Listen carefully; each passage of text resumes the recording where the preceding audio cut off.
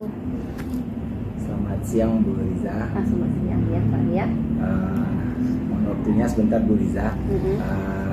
Kali ini kita akan melakukan supervisi tentang proses coaching. Mungkin nanti Bu Riza sebagai coach, nanti Bu Titi sebagai coachingnya. Jadi nanti supervisi ini akan dibagi beberapa tahap. Ada pra supervisi, nanti di sana ada rubrik penilaian percakapan coaching berdasarkan Tirta. Terus nanti ada kompetensi coachingnya, apa yang dikembangkan, nanti Ibu bisa mengembangkan terhadap coachingnya. Terus kompetensi mana yang secara spesifik yang dapat Ibu observasi, itu yang poin ketiganya. Terus nanti dalam pra supervisi nanti ada indikator ketercapaiannya. Nanti setelah pra supervisi nanti ada mungkin proses coaching. Terus nanti terakhir setelah supervisi nanti kita akan diskusi lagi. Mungkin seperti itu aja Bu. Iya, boleh Pak ya. Bisa kita mulai Bu? Boleh. Kita lanjut coaching ya. Iya. Yap. Assalamualaikum Bu Riza. Bu Titi, waalaikumsalam. Masih ngajar Bu Titi? Alhamdulillah udah selesai Bu Riza. Tapi kok buru-buru? Ada yang bisa dibantu? Itulah Bu Riza. Tadi saya ke ruang guru tadi kan nyari Bu Riza. Mungkin ada sedikit yang harus yang agak mengganjal sedikit Bu Riza, agak menyesak gitu rasanya kan. Gak tahu sama siapa lah bisa ya, harus untuk bertukar pikiran atau bercerita gitu Bu Riza. Itulah jatuh pilihan sama Bu Riza. Kan ada beberapa poin yang harus saya ceritakan sama Bu Riza. Iya, bisa Bu Titi. Waktu kita masih ada ya, menjelang pulang bisa kita diskusi sedikit dulu ya. Ini dari yang ingin Ibu Titi sampaikan ini, sebenarnya apa tujuan sih Bu Titi untuk berbagi gitu Bu Titi? Nah, tujuan saya untuk bercerita dan berbagi dengan Bu Riza, saya maunya nanti saya mendapatkan solusi dari apa yang saya hadapi sekarang. Jadi kedepannya saya tahu bertindaknya harus bagaimana untuk mengantisipasi hal-hal yang berlarut yang terjadi sekarang. Ya. Berarti ada sesuatu yang menjadi permasalahan ya dari diri Bu Titi. Kalau boleh tahu permasalahan yang ingin Ibu Titi sampaikan seperti apa, atau yang menjadi mengganjal dari diri Bu Titi itu apa gitu. Mana tahu ada solusinya nanti kita bersama gitu kan. Ya itulah Bu Riza. Jadi kan gini Bu Riza, kita ini kan sudah kurikulum merdeka. Ini kan udah sekolah penggerak, apalagi sekarang sudah 3 tahun ya Bu Riza ya. Dan ini adalah tahun pertama untuk kelas 7 kita. Berarti 7, 8, 9 itu kan sudah kurikulum merdeka semua. Karena rondal kita banyak di sekolah ini, otomatis untuk mata pelajaran saya sendiri bahasa Indonesia itu tidak satu guru yang mampu. Iya, memang. Dalam satu tingkat itu ada 3 guru yang mampu. Jadi kan tuntutan kurikulum merdeka itu kan harus berdiferensiasi. Iya. Jadi gini, timbul permasalahannya gini Bu Riza. Setiap anak itu pasti akan bercerita dengan temannya apa yang telah dia pelajari. Cara gini, tadi saya belajarnya bahasa Indonesia, lo belajar ini, lo seru lo nak, gini. Terus adalah satu lagi temannya itu bilang, kok awan ada gitu ya, gitu. Kok kamu aja kayak gini, terus terdapatlah di sana tuh perbedaan guru.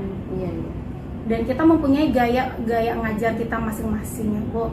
Jadi saya itu maunya untuk kita itu selaras. Jadi kalau misalnya diferensiasi semuanya. Apalagi itu tuntutan kita sekarang kan, Bu. Iya.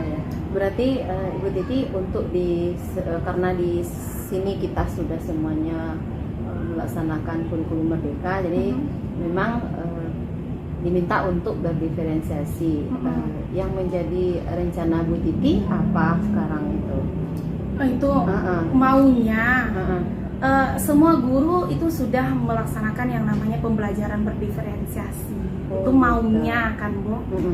Berarti umumnya khusus ya? Khusus di bahasa Indonesia. inginnya Bu Titi juga teman-teman yang lainnya melaksanakan pembelajaran berdiferensiasi gitu ya Bu Titi ya. Sepanjang yang Ibu Titi lihat, sejauh mana teman-teman itu melaksanakan pembelajaran berdiferensiasi?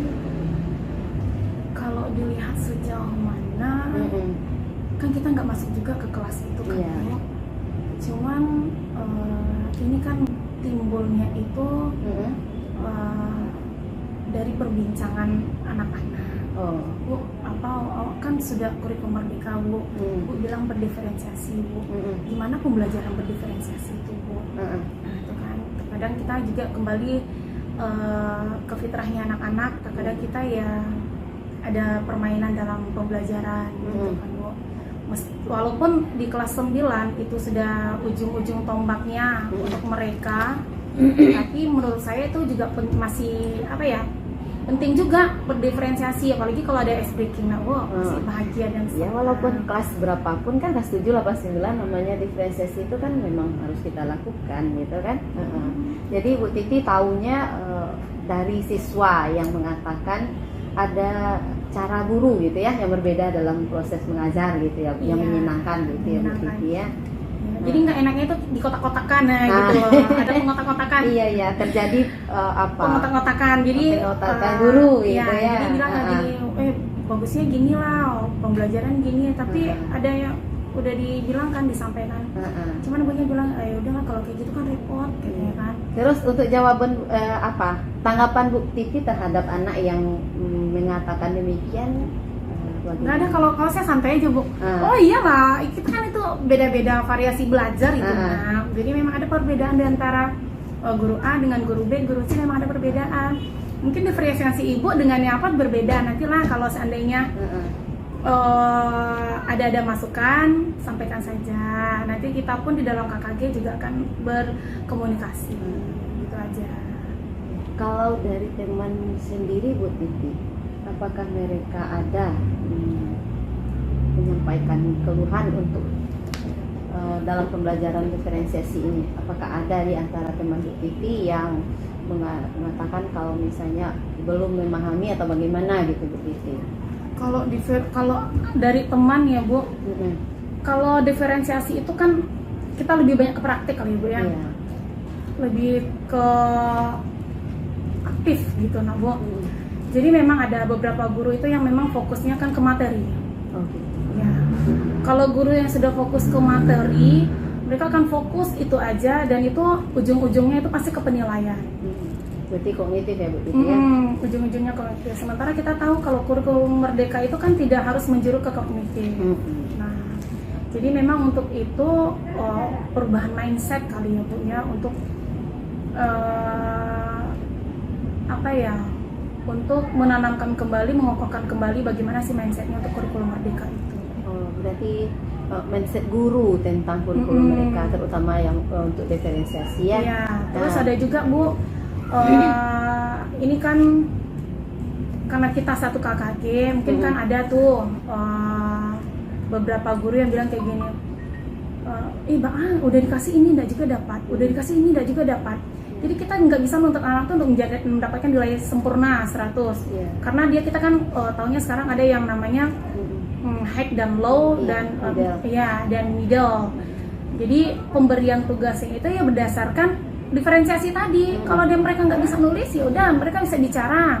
Jadi nggak mereka tuh harus nulis. Anak kekeh yang seperti itu loh, Bu. Yang berarti untuk dalam diferensiasi pengumpulan tugas produknya ya, mereka masih belum terlihat diferensiasinya. Jadi kalau mereka pun kalau mereka pun dipaksa, pasti hasilnya nggak akan bagus gitu kan, Bu. Dan juga nanti semuanya sih memang berawal dari Bu? Berawal dari mindset dulu. Iya, berawal dari mindset sebenarnya itu, Bu. Bagaimana sih penerapannya? Jadi terkadang, apalagi saya termasuk junior kan, Bu, di KKG. Bu juga tahu kan, kalau saya senior itu saya banyak. Dan untuk mengubah mindset yang senior itu terkadang memang agak susah. Apakah Ibu Titi sudah berapa lama mendiskusikan ini? Udah mendiskusikan semua ini dengan teman-teman itu yang satu KKG gitu. Apakah sudah didiskusikan yang berdiferensiasi ini dengan teman-teman? Udah beberapa kali udah kita ada ngomong, tapi nggak formal ya Bu ya. Secara sambil duduk, sambil bercengkrama, adalah masuk juga sedikit. Udah 2 kali pertemuan kali itu Bu. Udah 2 kali membicarakan itu. Tapi kalau responnya agak kurang positif, jadi lama-lama saya juga gimana ya, mau diulang lagi nanti takutnya kok si Titi ini nyindir ya, bosan jadi orang-orang untuk ngomong. Udahlah, saya ada apa yang terjadi. Oh, jadi tidak mau melanjutkan. Ya. Kalau misalnya respon mereka nggak mau gitu, seharusnya Bu Titi mencarikan solusi gitu kan Bu Titi. Iya Bu Ya, kalau responnya kurang gitu kan. Kalau Bu Titi menyerah, berarti pembelajarannya masih tetap seperti itu aja terus nanti kan. Berarti ada cara lain yang akan Ibu Titi lakukan supaya mindset mereka itu berubah gitu kan. Kayak gitu kan Bu, kan sekarang nih ya suka-sukanya anak main handphone nih. Iya. Dan kalau kita nih main handphone itu ya udahlah biasa kalau dalam pembelajaran kan Bu ya. Malah dengan handphone ini mereka lebih bersemangat untuk belajarnya. Kayak untuk pengumpulan tugas aja mereka sudah bisa membuatnya dalam PPT. Mereka sudah bisa membuat dalam bentuk video. Mereka sudah bisa membuat dalam bentuk dokumen Word itu bagi mereka yang mampunya segitu. Kan kita tidak bisa maksa Bu. Itu sesuatu yang luar biasa kalau bagi saya. Tapi memang kita harus membawa handphone. Terus yang Ibu Titi lakukan itu apakah sudah pernah dicontohkan kepada teman-temannya? Sudah Ibu, sudah. Cuman memang kalau itu kan mindsetnya negatif, itu handphone itu semuanya negatif. Positifnya hanya sebagian kecil. Makanya enggak lah kalau main handphone, enggak. Pokoknya kalau bawa handphone ke pembelajaran sekolah, enggak. Bukan, itu bagus loh, enggak mau. Gitu. Ya. Karena ada penolakan tadi Bu Titi. Kan ada penolakan dari teman-teman kita menggunakan handphone ketika proses belajar mengajar, sementara dia nggak mau. Rencana Ibu Titi untuk teman yang menolak ini apa yang akan Bu Titi lakukan? Ya kan mereka menolak, sementara kalau zaman sekarang ini memang handphone ini salah satu teman siswa gitu dan bisa kita gunakan sebagai media pembelajaran. Sementara teman-teman yang senior itu, guru-guru yang senior itu mereka menolak untuk menggunakan handphone. Apa rencana Bu Titi terhadap penolakan mereka? Apakah ada yang ingin Bu Titi lakukan? Supaya mau Bu. Jadi Bu Titi biasanya menggunakan handphone, jadi mereka nanti meniru Bu Titi. Tentu ada rencana Bu Titi ke depannya. Kalau seandainya saya bawa aja ke kelas 1 ngajar gimana tuh? Bagus juga Bu Titi. Jadi kan mereka lihat tuh bagaimana saya pembelajaran menggunakan handphone. Ada nggak hal-hal negatif yang ada saat pembelajaran, kan nanti lihat tuh. Jadi harusnya penguasaan kelas kan Bu. Jadi penguasaan kelas bagaimana kita mengarahkan anak untuk memakai handphone, bagaimana kita mengarahkan anak untuk pembelajaran, untuk materinya. Jadi iyalah kedepannya saya bawa aja lah Bu ke kelas. Bawa ke kelas apa namanya tuh Bu? Apa ya? Kayak listen tadi gitu ya Bu ya. Jadi mereka langsung lihat saya ngajar di kelas bagaimana penggunaan handphone, diferensiasinya di dalam pembelajaran bahasa Indonesia. Berarti ada rencana Bu Titi untuk mengajak teman-teman itu melihat pembelajaran diferensiasi yang pernah Ibu Titi lakukan ya. Terus kalau misalnya nanti Bu Titi teman ini menolak dengan alasan berbagai macam, contohnya mengajar kayak gitu Bu Titi, kan pasti ada jawabannya seperti itu. Apa yang akan Bu Titi lakukan? Kalau misalnya dia nggak mau, ada dengan alasan-alasan yang dikemukakannya gitu. Kan kami KKG itu satu tingkat ada 3 Bu. Kalau misalnya satu nggak bisa, yang satu lagi saya ajak ke kelas. Berarti nggak semuanya gitu ya? Iya. Karena kalau memang asalnya bentrok ya Bu ya. Iya. Berarti dicontohkan untuk beberapa orang aja dulu. Berarti kan bisa tuh jadi sebagai penguat saya untuk mengemukakan lagi di forum. Selain dari mereka ada lagi misalnya untuk yang akan Ibu Titi ajak untuk melaksanakan kerjasama ini, kayak pelajaran diferensiasi ini, selain dari apa?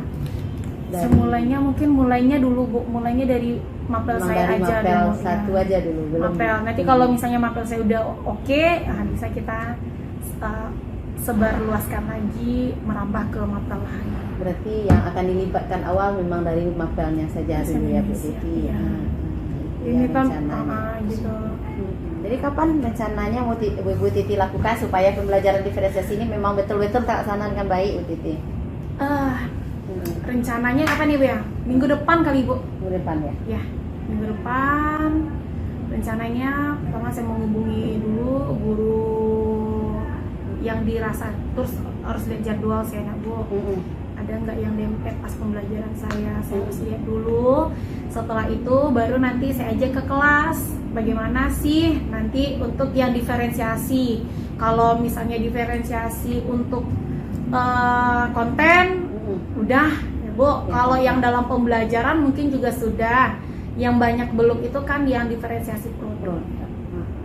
Berarti intinya Bu Titi ya, Bu Titi akan mengajak teman-teman itu melihat proses pembelajaran diferensiasi, baik itu konten, proses dan produk yang Bu Titi lakukan di dalam kelas.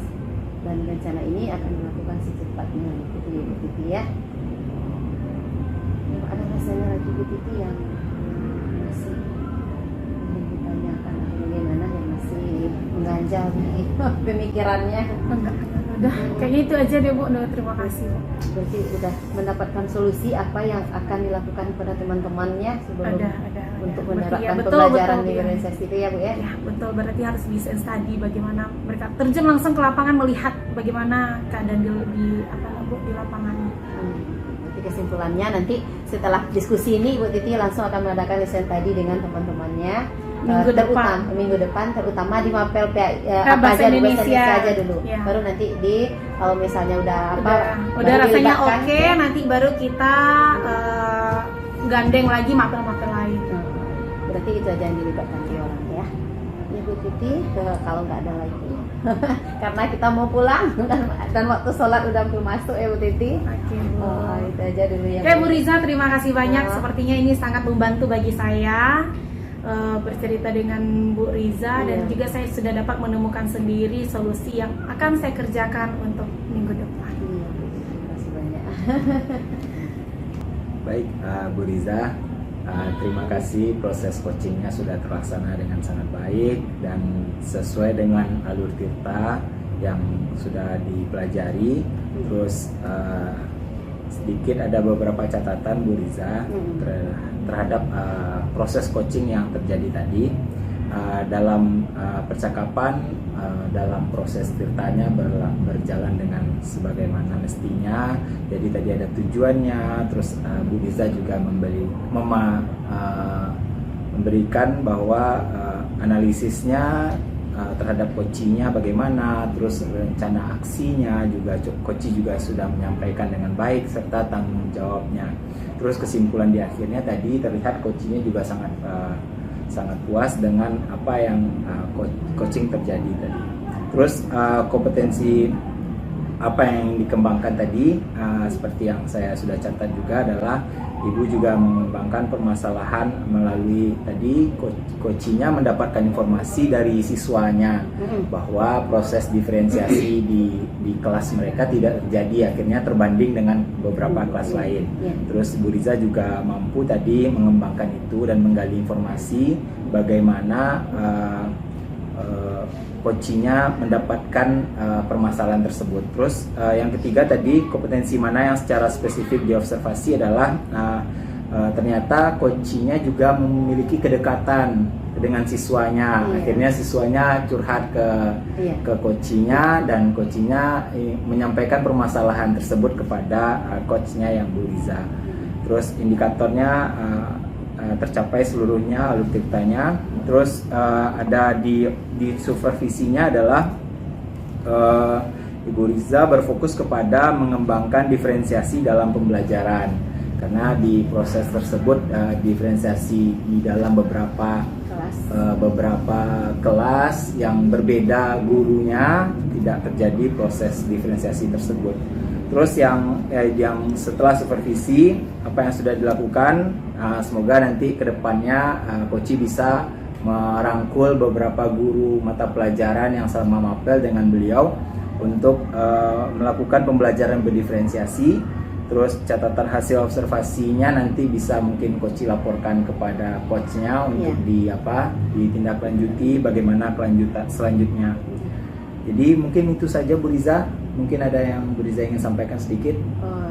Tadi dari hasil diskusi dengan Coach Bu Titi, rasanya tadi dia sudah menemukan ya apa yang harus dilakukannya ke depan. Awalnya kita nggak tahu apa yang harus dilakukan, tapi ada poin penting yang saya catat dari Bu Titi tadi adalah dia ingin menjadi role model untuk teman-temannya yang lain menerapkan pembelajaran diferensiasi. Itu salah satu yang menjadi catatan bagi saya gitu. Terima kasih Bu Riza atas waktunya. Sama-sama Pak ya. Dengan ini kita anggap supervisinya selesai. Iya ya. Saya sudah wabillahi taufiq wal hidayah. Assalamualaikum warahmatullahi wabarakatuh.